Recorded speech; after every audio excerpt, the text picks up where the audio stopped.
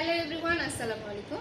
আজকে আমি হেয়ার সম্পর্কে কিছু গুরুত্বপূর্ণ কিছু টিপস দিব আপনাদেরকে।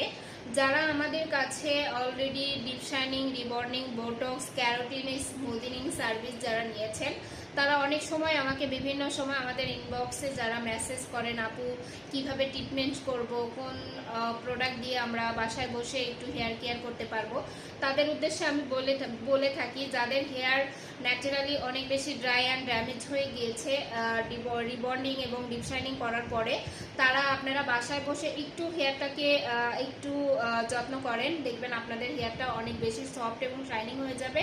সেটা হচ্ছে আপনারা হয়তো চাও বা সিপিএস বা ট্রেসেমির একটা মাস্ক পাওয়া যায়। এই মাস্কটা নিয়ে আপনারা বাসায় সপ্তাহে 1 থেকে 2 দিন ইউজ করেন, দেখবেন আপনাদের হেয়ার অনেক বেশি শাইনিং এবং সফট হয়ে যাবে। ইনশাল্লাহ সবাই বুঝতে পারছে।